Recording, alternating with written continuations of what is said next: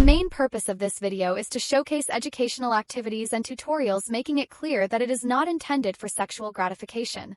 Today I would like to tell you and show you how to use a breast pump to extract milk.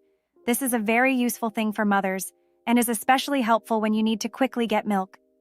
As you can see, this breast pump has a container for milk and the lever itself.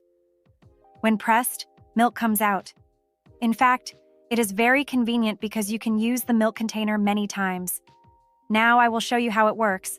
I put the pump directly on my chest.